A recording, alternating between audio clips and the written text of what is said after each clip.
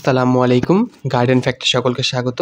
আজকে আসছি magic hose pipe নিয়ে 100 মিটারের যেটা বা 100 ফিট বা 30 মিটারের যেটা, এটা নিয়ে অনেকেরই অনেক জানাশোনা জিজ্ঞাসা আছে যে এটা কি আসলে 100 মিটার হয় কি না বা আসলে কতটুকু লেন্থ। তো সব কোশ্চেনের উত্তর নিয়ে আজকে আসছি।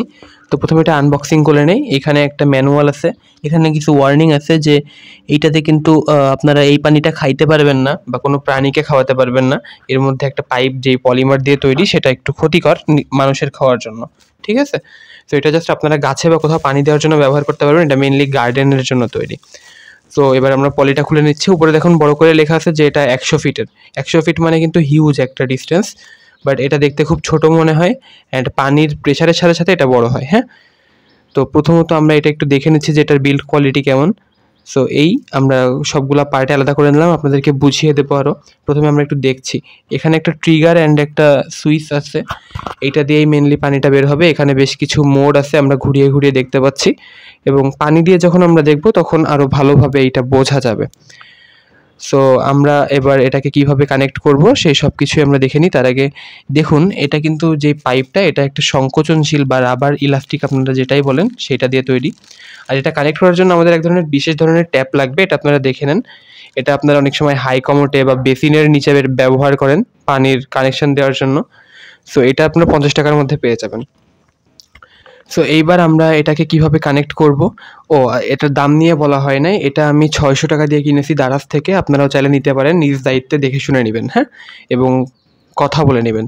সো এইখানে একটা ট্রিগার মতো আছে, যেটা নিচে টেনে ধরে একটু মুখটা খুলে যায়, তার মধ্যে ওটা ঢুকিয়ে দিতে হবে। আমি আবারও আপনাদেরকে এইটার ক্ষেত্রে দেখাই। দেখেন, নিচে টেনে ধরলাম, এই যে নিচে টেনে ধরলাম, এটা দেখুন। এবার এটাকে নিচে টেনে ধরলাম, ধরে এবার এটাকে ঢুকিয়ে দিলাম। অনেকের বাসায় ওয়াশিং মেশিন থাকলে এটা অনেকটা সেরকম, আমার এক্সপিরিয়েন্স আছে ওয়াশিং মেশিনের থেকে, সেজন্য একবারে পারছি।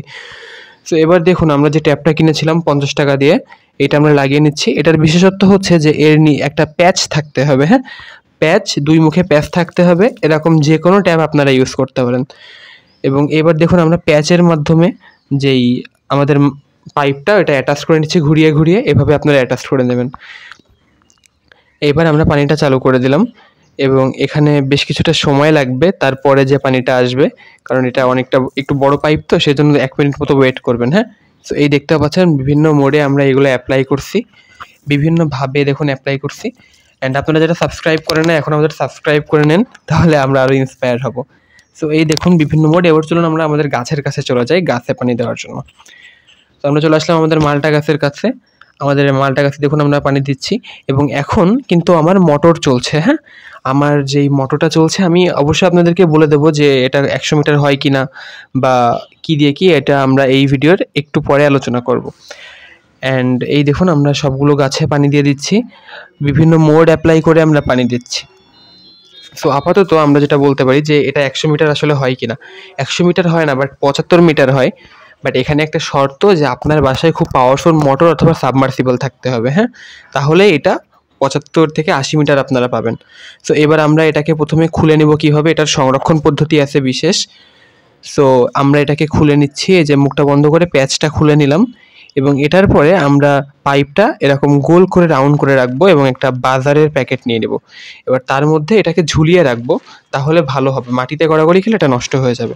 তো এই ছিল আজকের ভিডিও। আসসালামু আলাইকুম।